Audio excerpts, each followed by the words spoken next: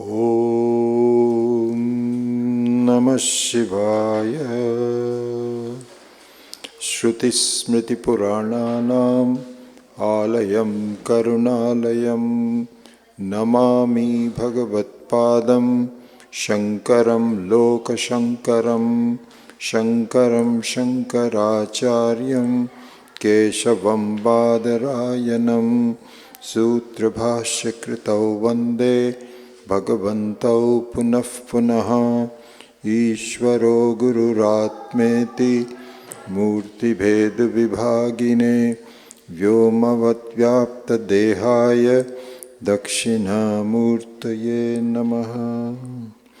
Om Sahana Vavatu Sahanau Bhunaktu Sahaviryam Karavavahai Tejasvinavadhitamastu ma vidvishavahai.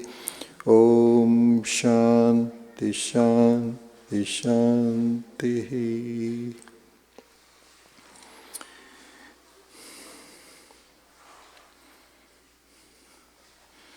What I want to do is to move this Sahadeva a little bit because it's kind of obstructing my reading my notes.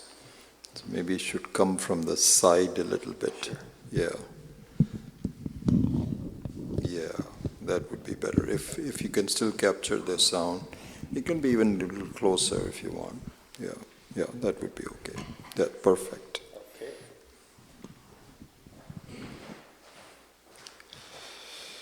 So the last vichara that we were doing on this particular mantra, we had already started on this, was called the Ananda Mimamsa. So an analysis of how we get our joy in life.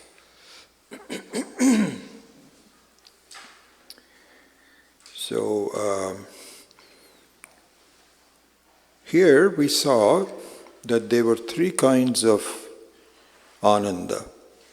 There's actually even more of a gradation in the Panchadashi. So just like Swamiji was saying, you can count it different ways. As he was saying, Purusha and Prakriti is count of two. Or you can talk about the elements of the Prakriti, you can count it that way. Or you can count it up to 34 or 36. So similarly to that, Ananda, you can count it in more fine layers. So you can certainly do that, and Panchadashi 15th, the 11th through the 15th chapter, does this extremely well. And in fact, most probably, I'm just thinking, this is my point, this is my plan, that if we don't teach ShriRudram in California from our YouTube, which I was planning to do actually, but my plans changed after Swamiji invited us to come back here, and then as you know, we are going to do the second part of ShriRudram. So I think I'm not going to do ShriRudram in California as I was planning to. Instead, I think I'm going to take up the last 5 chapters of Panchadashi, which is Ananda Mimamsa. So we will actually expand this portion in great depth in the next year or so. It will take at least a year to cover all of that. So we will do that. But for now, a abbreviated view of Ananda in 3 segments is being presented here.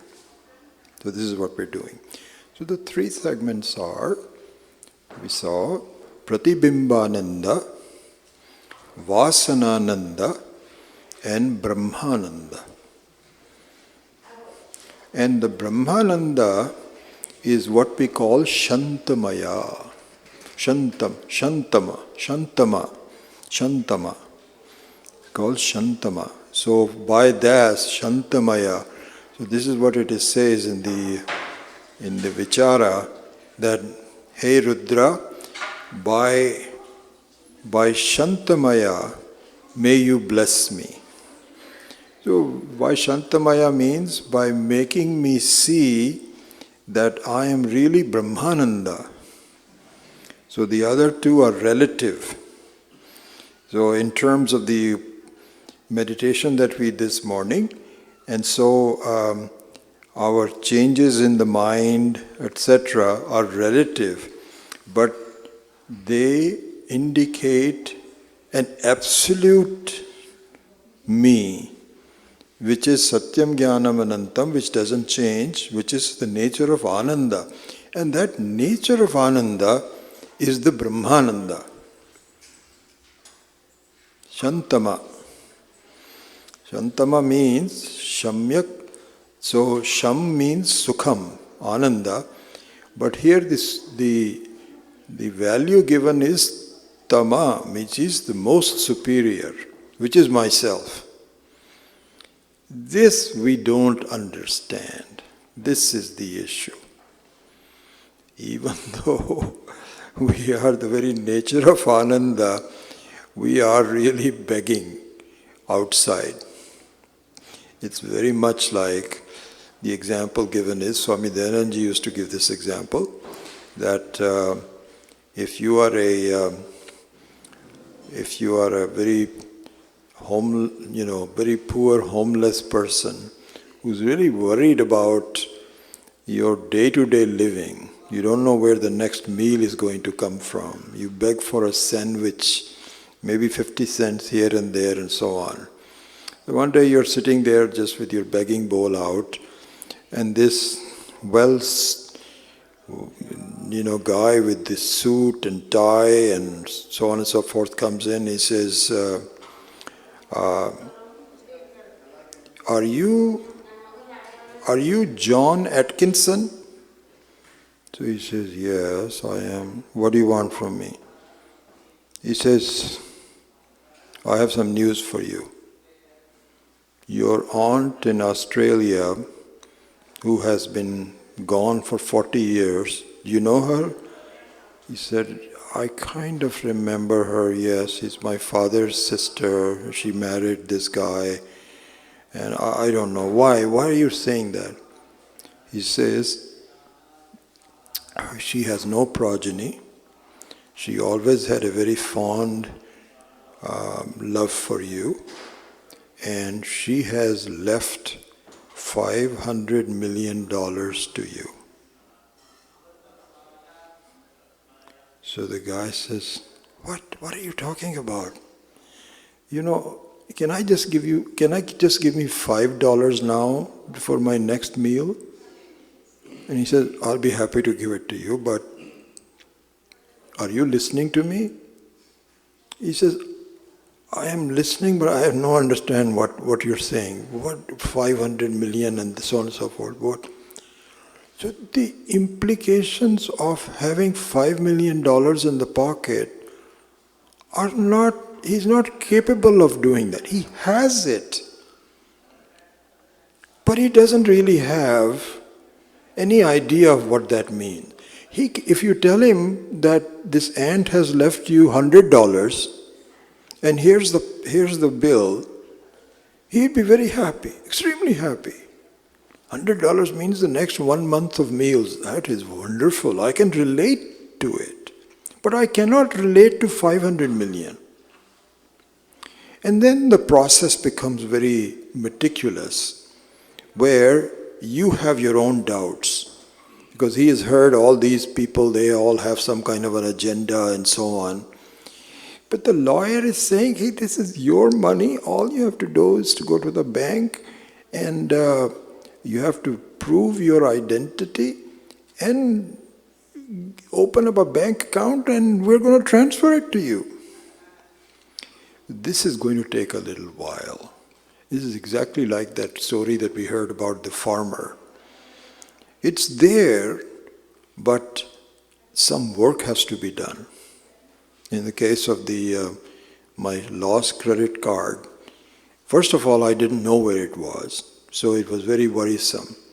It was very worrisome. It was like I would I would beg to find out who has the credit card. Has it, because I was prepared to actually, you know what it means. Credit card means you have to stop all, you have to get a brand new number, all kinds of problems. So I was very worried. Not very worried, but I was worried, no doubt about it. But once you find out it's right here, so really the purpose of our classes and teachings and so on is at least to tell you that your credit card is right here. In my case, my own thoughts of really analyzing where was I, where did I go yesterday, and finally when it dawned on me that I had used it, that really brought it down. Without finding the credit card, I had not really found it, but it brought down the worry to a point where it was very tolerable. So the purpose of these kinds of Ananda Mimamsa, etc., is to tell you you have it. You have $500 million. And our issue is, this is exactly like that, honestly. Our issue is we just say, I don't know. It doesn't seem like it. Then you have questions like, if my nature is Ananda, how come I don't know it? How is it that I don't know it? So you have immediately your folded hands and say, I don't know. Anyway, tell me what you're saying, but I'll have to think about it. I am not sure yet. This is exactly what happens. This is a very important thing because this is where the 10th man example comes in so handy. So this is what is called Medha Shakti, by the way. When we pray to Medha Dakshinamurti, there is a particular form of Dakshinamurti that we pray to. You know what that is? It is to improve our Medha Shakti. And what is Medha Shakti? Medha Shakti means my putting all the pieces together so that I can get a complete picture of who I am and convince my mind. Because my mind is very skeptical. Oh, you have heard that. And then it gives you all kinds of issues. How many Swamis have you listened to? What's happened to you? Are you sure you're doing the right thing? Maybe Buddhism might be better. This Vedanta thing and so on and so forth is too theoretical. Buddhism immediately gives you some from meditation. Let's try Buddhism. Or let's try something else. So your mind is also very skeptical. Why? Because it doesn't have a complete picture. It has bits and pieces of it here and there. Some things got clear to you when we were listening to one Swami. Then some other Swami gave you some particular insight and you put that into your mind. But what the Medha Shakti does is your ability to put all the pieces that you are gathering into something that makes sense to you. So this is why we keep saying about Atma Kripa.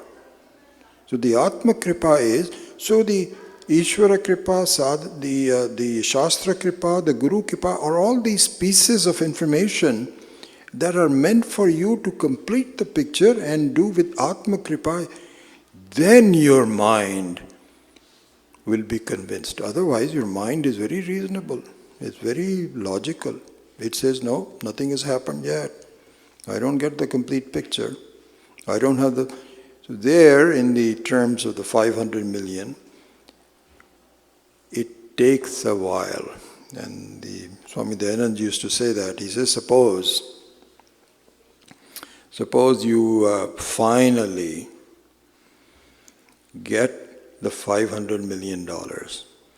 The bankers tell you this is yours, and you don't believe it.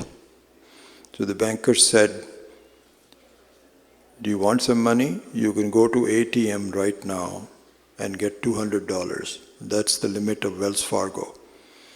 $200 you can get in one day. So the fellow cannot believe this is the case. He's a beggar, he's sitting there formless. But he somehow tries it. And he goes to Wells Fargo and gets $20. And the bill comes out. He says, "Oh my God, I think this is for real.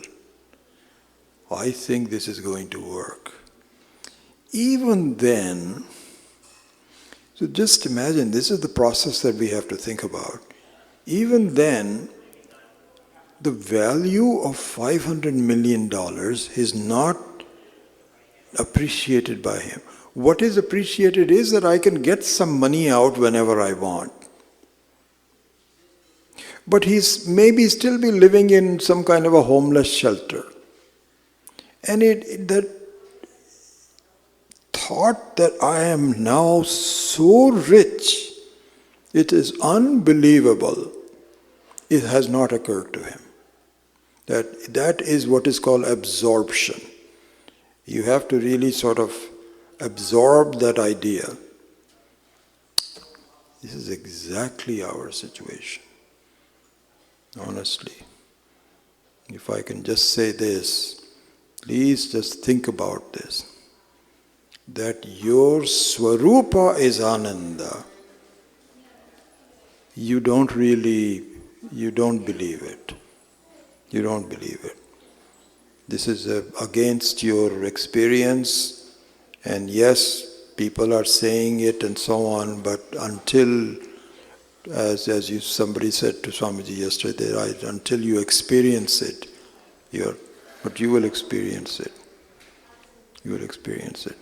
I think slowly you will see this experience, no doubt about it. There is no question about that. It's a matter of just getting to that point, and you have to now become the adhikari and just take it in. So this is the Brahmananda, which means that your Swarupa itself is Ananda. Right now we are begging for Ananda. How we are begging for Ananda is given in these three different segments. Pratibimbananda, Vasanananda, and Brahmananda.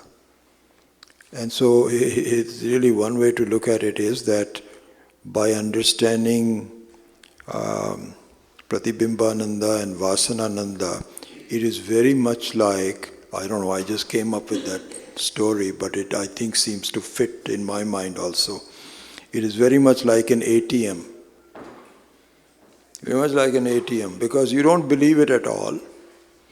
But at least if you get some sample of a $20 bill from time to time, you begin to believe it. You don't have an idea of the $500 million, that's still away. But to get to that point, you like the fact that anytime you need some money, all you have to do is to put your ATM card and you get $20 or $40 or whatever. So that is really a good confirmation. So that is what we are talking about here. So let's start with Pratibimbananda. All right, so here's what happens. We get Pratibimbananda very often. Easy to get. Easy to get. Anytime you have some pleasurable experience, it is Pratibimbananda. How? So this is the process that we have to see. And this is where a thorough study, and a thorough study means convincing your own mind, that's what it means, needs to be done. And you can see it in various books and so on. Here in the ShriRudram, the Hindi book that you have, you can see this in page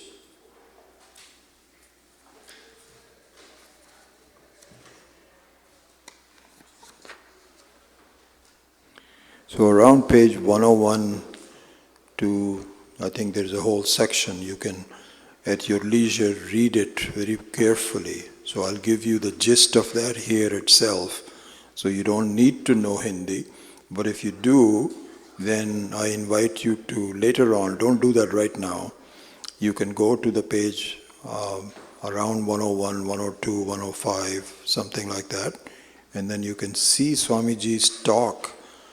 So the value of really going into this second section of the book, which is Vyakhya, is like a bhashya. So Vyakhya and bhashya are so beautiful. So what it is this is what I really like about the way some of these books are written. They are transcribed versions of talks given. So this is the closest thing that you can get to actually listening in person. Supposing Swamiji was here, this is what he would say, because that is saying it that way. That's the important thing.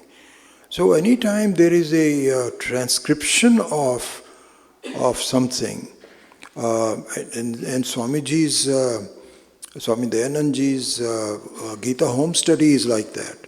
So the Gita home study is a Vyakhya. It was actually taught to the people and then transcribed.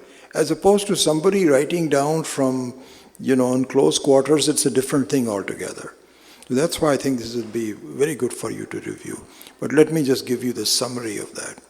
So the Pratibimbananda means any time you have a pleasurable experience, and we just had it, breakfast. So, it's so wonderful. You had, what was made today? What was the dish? Pongal. I'm not quite sure what constitutes. How is the pongal different from upama? Upama is rava, pongal is rice and rice.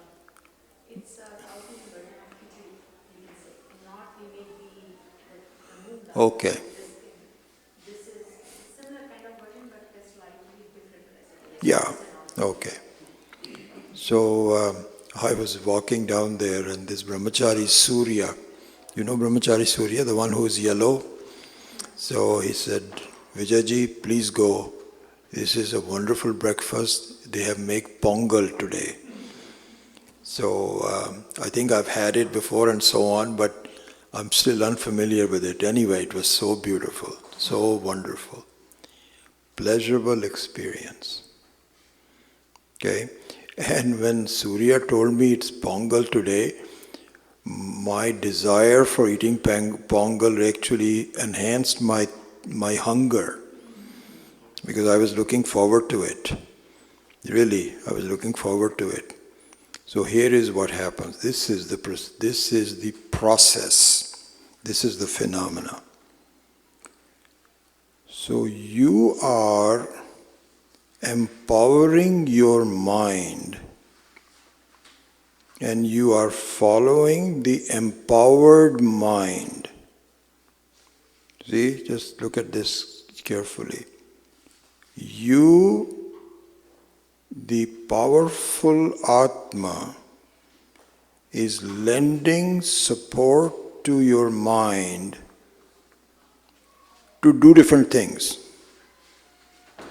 And whatever the mind does under your power, you go along with it. So the first thing that happened was that when I was walking for breakfast, I was just going to have breakfast because I'm hungry in the morning. And so there's a general desire. Now my mind was told by Brahmachari Surya that there is Pongal, Vijayji. Please go today. He had just come back from it. So now I'm looking forward to, my mind says, oh, interesting, something special. And so now my mind has a desire which I'm now following. I'm empowering my mind, because my empowering is regardless. Whatever the mind does, it has my support. It has my power. Now the mind is desirous of eating, not only any breakfast, but pongal. And finally, I had the pongal. It was so wonderful. I felt very happy and satisfied. So now, and this is what Swami Maheshananji has detailed, here is the process. Where did you get the happiness of eating pongal? What is the source of it? Where did the happiness come from? This is the Mimamsa. Okay? Where did it come from? Well, what are the possibilities? One is that the pongal contains happiness. Right? It has ingredients. So ingredients are, it has dal or some nuts and so on. Those are one of the ingredients. It has maybe a touch of turmeric. That's one of the ingredients. It has some nuts ingredients, some water, and a little bit of happiness is one of the ingredients. That's not our experience. So the pongal doesn't contain any happiness as we think it does. This is the trick that the Maya Shakti plays. We think that there is even better happiness in an ice cream. If they were serving ice cream for breakfast, I think we would give up the pongal and eat the ice cream, especially at lunchtime, maybe not at the breakfast time. Ice cream is one of the most sought after sources of happiness. So somehow we think that maybe the ice cream has a little more happiness pieces. Is that the case? No. So, but then you do get happiness from eating pongal. I did. And you did. So then what's going on in here? What's going on? This is again, we have to go to Swami Maheshananji's favorite. I don't know whether he's not used it in, he doesn't use it in section 2, he only uses in section 1. Vastutaha, in reality. What appears to be and what in reality. What happens is, your mind is outward looking. Outward looking until you eat the pongal. When you are eating it, it is starting to turn around. When you are getting complete satisfaction, it started already with the first spoon, second spoon, third spoon, and so on. But if you just consolidate all of the processes, and then of course what happens, I'll just interrupt it for a minute, there comes a point where you don't want to eat anymore. This is what happens when Nilama comes after you've already had the meal, then she gives you some more. And then you feel, no, I don't want any more. But you don't want to really make her feel bad. She spent so much time cooking. So then you eat up some more. But really speaking, you have alam buddhi. You don't need to eat anything more. But anyway, at that point, you are completely satisfied. You're very satisfied. How does that happen? What is the process of being satisfied and being happy? So, Swami Maheshananji points out, in this one, others do too, it's not as though only he does it. What happens is that your mind, which was outwardly bound, reverses itself and now soaks in a reflection of your own Ananda. I'm just using some words, but you have to really grasp the whole principle. So here's what happens. Your mind is a reflection of you. Your thoughts are a reflection of you. So they are the quality of the mind is reflecting your innate capability. Your innate capability is your innate Swarupa, which is Brahmananda. So the mind is a reflection of that, and sometimes the reflection is accurate and sometimes it is not. When it is outward bound, it rejects the reflection of Brahmananda. You see, when it is outward bound means that it is full of desires. At that point, it says, I don't know about Ananda or anything, I want this. So it's almost like, you have, here Swami Maheshananji gives this example very well. We'll come to it when it comes to Vasanananda. So supposing you have a vessel, open vessel, like a pot made out of clay with full of water. And you are carrying the water on your head and it's moving. And so the reflection of water is not very clear. It's moving.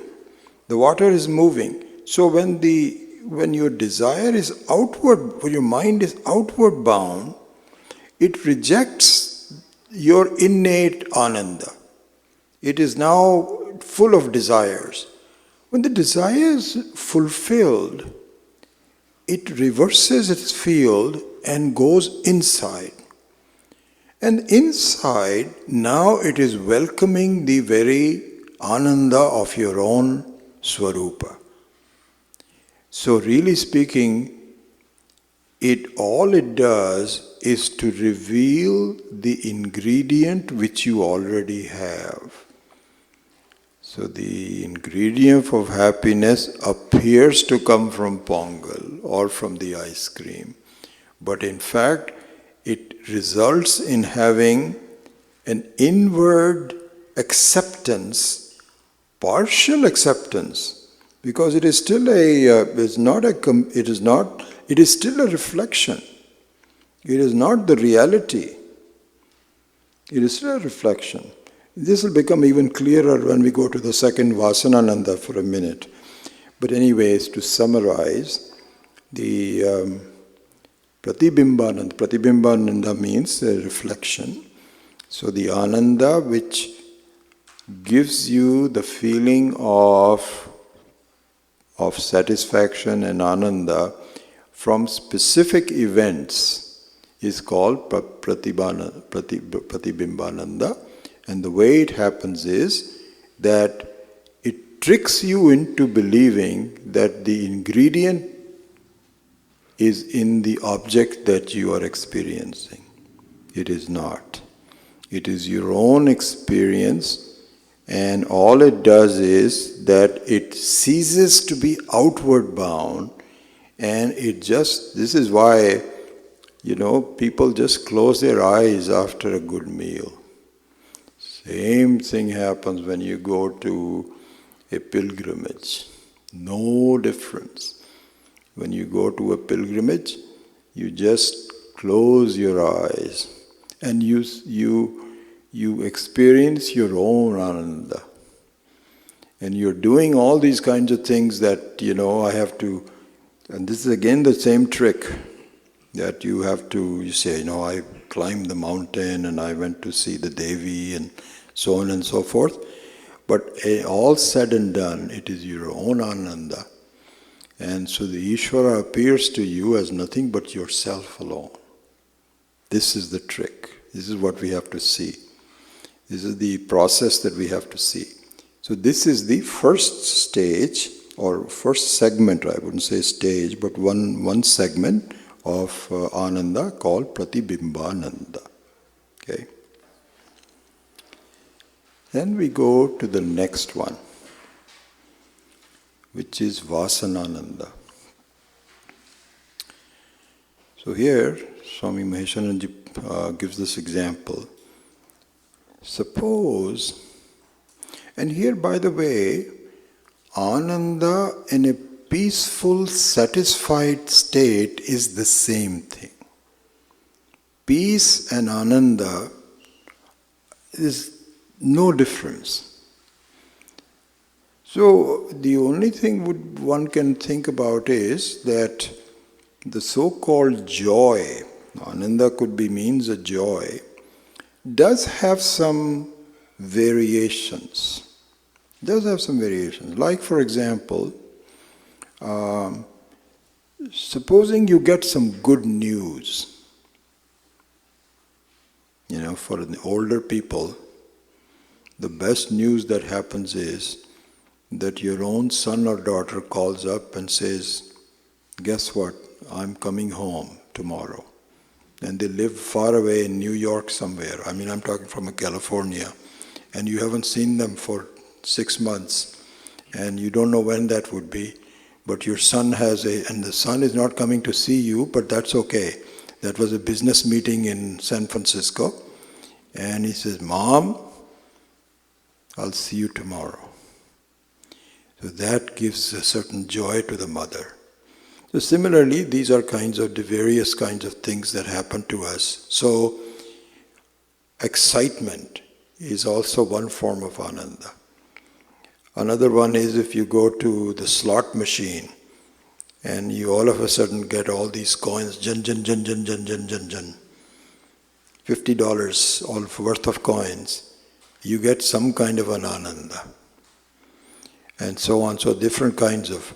Supposing I got my Ananda when I found out my credit card was not lost. That was another form that's called relief. So yes, there are some variations of the theme, but really all of them end up having peaceful, satisfied state. So this is what we're talking about. In this manner, Vasanananda has to be thought about. What is Vasanananda? Distinguished from Pratibimbananda, which requires an event. See, Pratibimbananda requires something to happen. Here, breakfast was happening. Something had to begin and end. And again, according to the research done by this Swamiji in India somewhere, I forget which, I had read this really. He found out that the satisfaction of eating pongal lasts you 15 minutes. On an average, there may be the mean is 15 minutes. So all the Pratibimbananda, Ananda is really event driven, and now we will look for something else, lunch. Although they are serving too much food, so even that is becoming an issue. We are all gaining weight. But whatever the event is, Vasanananda is a sense of satisfaction without an event. This is the difference. So Swami Maheshananji gives this example that on a Sunday afternoon, you're not doing anything. The whole week went well, business is doing well, your shop had good traffic. Today you don't have to go anywhere. Maybe you're just reading the newspaper. There's no event, but you are peaceful. You're peaceful. This is called Vasanananda. And you are peaceful because you don't have any immediate desires. All desires have been fulfilled and you are just sitting there being peaceful. So this is called Vasanananda.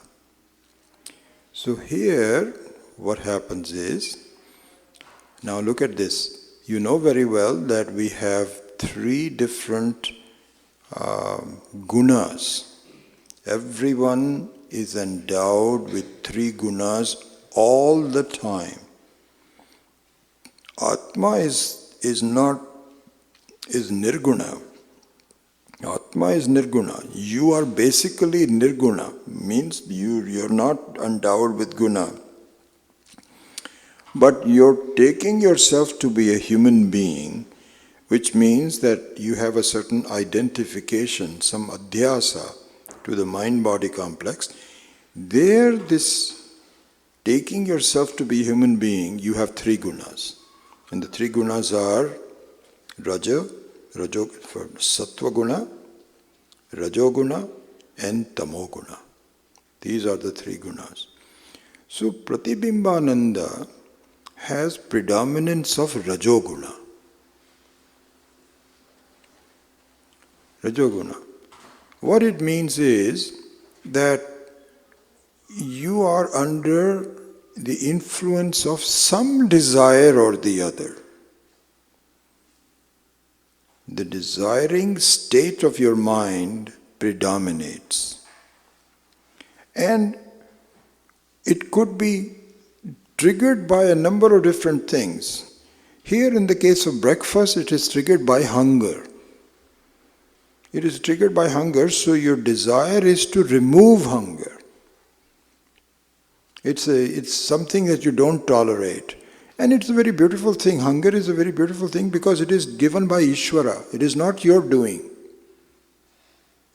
This is why we were having a discussion last night with some people, where we said that a Jivan Mukta, one who is Sthita Prajna, who has understood the whole thing,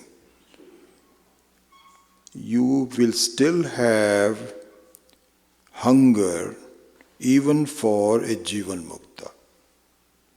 Because somebody can argue that Jivan Mukta means that you are now independently free and you should not be under the influence of hunger and thirst and all these kinds of things. Yes, you are. You know why? Because the hunger was not invented by you. It was given to you. You cannot, only the person that gave it to you can take it back. So this is what is called prarabdha karma. And so there's nothing wrong with that. This is not a binding desire. The hunger is not a binding desire.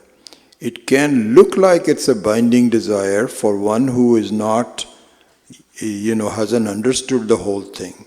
There it is a binding desire, and very natural binding desire given by Ishvara. But in the case of Vasanananda, you have not created some new desires. Like for example, you might say, I think we should go to a movie today. Supposing you're just sitting there, quietly reading a book or a newspaper or just doing something, you're happy, you're just so on. This is Vasanananda. But supposing some desire should enter the picture, and suddenly your spouse says, let's go to a movie. And then now you're disturbing your just peaceful sign. It's okay, which movie should we see? Netflix, this, that, or the other. Some desire comes into the picture. Then you enter back into Pratibimbananda. So Pratibimbananda has Rajoguna as Pradhana. Vasanananda has Sattva Guna as Pradhana. Sattva Guna. Sattva-guna means that I'm okay. The way I am, I don't need to do anything. Okay? Now, the question is, you're peaceful. You're just sitting there, not bothering anybody, not being bothered by anybody. That's both the things are important. So you're not bothering anyone and nothing is bothering you. You're just quietly sitting down. Perhaps some memories are there, some floating around, all those kinds of things are okay, but nothing very urgent to do. So, why can't that be your final goal? Isn't that, have I not reached what I want to be? Because I'm okay. I don't want anything. I'm not under any influence of any external factors. And neither have my own desires come up. You see, that's the thing. See, when going back to the example of the Jivan Mukta, as we were talking to Surjit and some other people last night, and I think there were some questions on how, I think Mihir had this question, how would we know that this is Jivan Mukta? You know, what are the things and so on. And so Sri Krishna gives this very clear answer. When all the kaman go away, you don't have any fresh desires. This is how it is. You are okay with yourself. You don't have anything. This is the lingam. This is the way to understand a Jivan Mukta. So what is talked about here, this is where you need a lot of commentary. One can argue, but you know, if a Jivan Mukta all gets hungry, why does he get up and eat anything? He should just sit there and saying, okay, I'm just going to die because I know exactly who I am and I am not bothering about it and so on. What we find is the Jivan Muktas also don't do that. Even if you have a Mahatma and Mahatma also gets hungry. So what is said is, this is an important thing to see, that the prarabdha karma vasha, hunger and thirst and so on and so forth, are not your desires. They are Ishvara's desire given to you in this life for the time being. Follow that. You don't violate your Jivan Mukti by eating and fulfilling. That should be done. Don't commit suicide. Don't just give up eating and so on and so forth. Why? Because you also have some contribution to the society. You also should be teaching. Jivan Muktas should be showing their own experience to others. Supposing you say, I don't want to teach, fine, that's okay. You live near a cave. I forget who was telling me this, I think, I'm not sure who, that sometimes you go near a person like this and you just feel peaceful.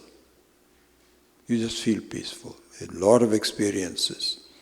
So this is very famous that in the case of Ramana Maharshi, Maharshi was really not a teacher.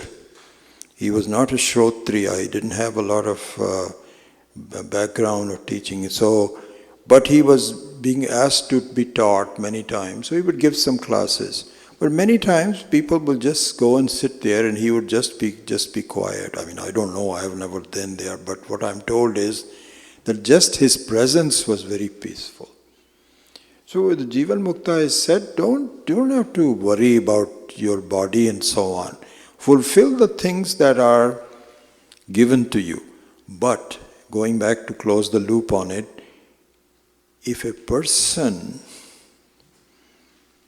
follows kamya karma, if he has desires that are not given by Ishvara, everything eventually comes from Ishvara alone, but not directly, but these are human desires, your own. problems, not a Jivan Mukta. Jivan Mukta. So if you find this is what happens in many cases on Swamis, because you cannot tell whether this Swami is a Jivan Mukta or not. But if you want to examine, you don't need to examine, but if you want to examine the lifestyle of a Swami. If the Swami is simply fulfilling the duties of a teacher and so on and so forth without desiring anything on his own, then he is very close to Jivan Mukti. On the other hand, which I have seen, I'm sure you have too, Swamis have man-made desires. I won't make any names, but I have had a lot of Swamis who will say, I have not seen San Francisco. Can I see San Francisco? I have not seen Hawaii yet. I'd like to go to Hawaii. Not a Jivan Mukta. Why? There's something not quite there yet. You and I can do that, but a person they reach that kind of a stage should be happy wherever he or she is, fulfilling the wonderful teaching, just living and so on and so forth. So now we go back, anyway, that was just a side on the Jivan Mukti. But going back to Vasanananda for a minute, now the question is, isn't that our final goal? Which is to have just a peaceful existence without any events. See, that's the beauty of the Vasanananda. It's just without any requirements, because it's Sattva Guna Pradhana. So why isn't that the final goal? It is not. Very obvious. How long are you going to be in this Sunday reading the paper mode? Pretty soon there will be 6 o'clock and the Monday morning the routine has to come to your mind. You're not done yet. You got a taste of it in the same thing and you can get it at night time. But really this is not what it is. So the Vasanananda is not Brahmananda. It is simply a taste of the Brahmananda. Here Swami Mahesharanji gives a very beautiful example. I thought it was just excellent. He says, supposing there is a clay vessel, and the clay vessel has water in it, and cold water, really cold water. Okay? So, how do you know if the water is cold? One way is to stick your finger into it. And that's not normally done, because you sully the water. Especially in these COVID days and so on and so forth, people have to be very careful. But there is a better way. You know what the better way is? You feel the clay pot. And if the clay pot seems cool, you know the water inside is also cool. So where does the coolness of the clay come from? Is it its own coolness? No. No. Swami Mahesharanji gives this beautiful example. He says, I see these youngsters in the towns. They are very thirsty in summertime, so they want They want Coca-Cola. And this is, we can relate to this. This happens all the time. So a bunch of people are together and this is, let's have, in those days, people would drink the sugary, nowadays, we haven't had Coke for I don't know when. But those youngsters would love Coca-Cola, especially it's expensive, you have to have some money and so on. So they go to this place and say, do you have Coca-Cola? He says, yes sir, of course. So he takes it out. He says, wait, before you open the bottle, because he has to open the bottle for them and so on, let me see how cold it is. Now when you want to see how cold the Coca-Cola is, you don't stick the finger in it. What you do is you feel the bottle itself. And Swamiji makes this point. He says, they'll say, you call this cool, we're not getting it from you. Your refrigerator is broken and you want 5 rupees from me just for this, I want a cold one, put it back. They keep on traveling to the next person. Then they find, yes, this is cold, wonderful, please open it now. So this is the nature of Vasanananda. What do we mean by that? By Vasanananda, you are in contact with Brahmananda. You are not Brahmananda, but you are like the clay vessel or the Coca-Cola vessel, because it is now so close to you, reflecting you, exactly as we saw in the meditation today, that really speaking, if you have a quiet mind, it's a much more accurate reflection of you, the silence. The reality of the Atma is total silence, peaceful, knowledge-based silence. I am, I know. But the closest thing that you can experience, as long as you're looking for an experience, is a quiet mind. And the quiet mind is the Vasanananda.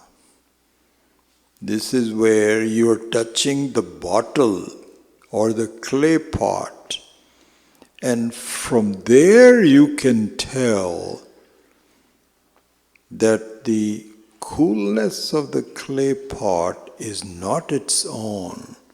It comes from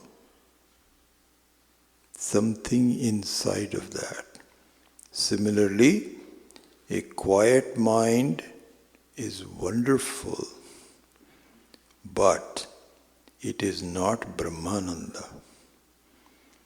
Brahmananda, which is yourself, Satyam Jnanam Anantam Chit Swarupaha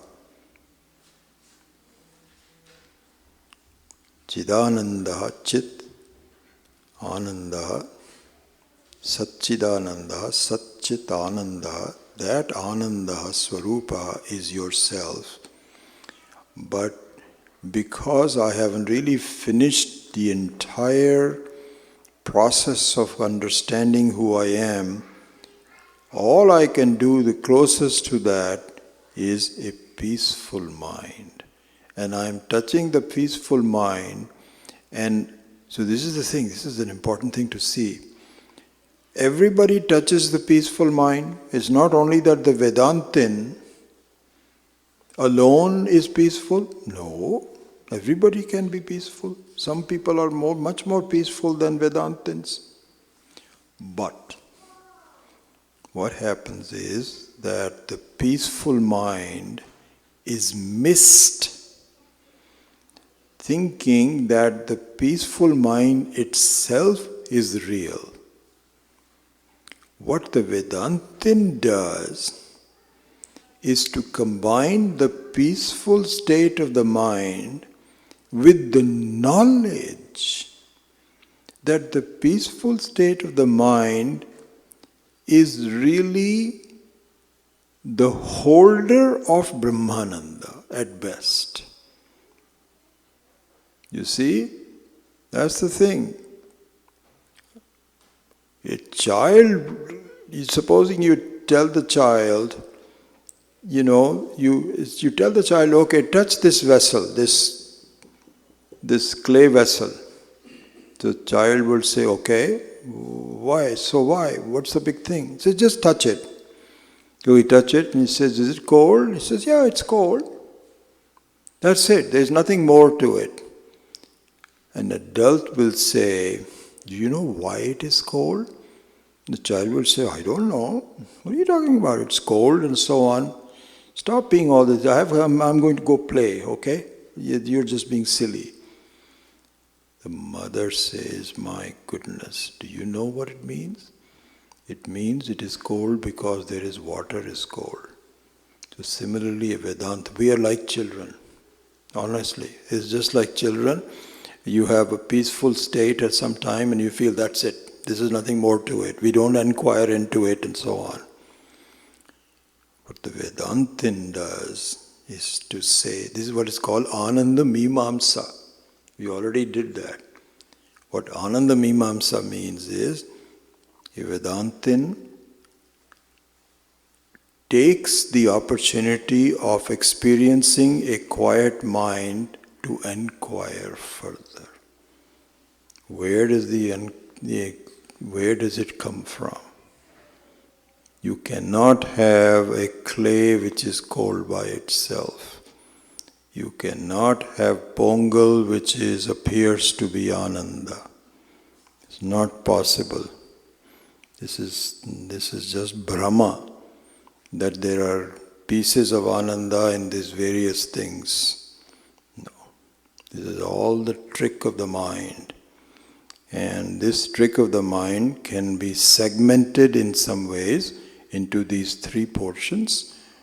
One is Pratibimbananda, and Vasanananda, and Brahmananda. So with that, I close the class. I'll have a few more comments on this, or not many. I'll connect it to Bhagavad Gita, which is why I always try to do that. And then we will go on to the next topic. In fact, we will go on to the next mantra in the next class. Om Asato Ma Satgamaya Tamaso Ma Jyotirgamaya Mrityorma Amritam Gamaya Om Purnamadav Purnamidam Purnat Purnamudachyate Purnasya Purnamadaya Purnamevavashishyate Om Shanti Shanti Shanti Harihi Om Shri Gurubhyo Namaha Harihi Om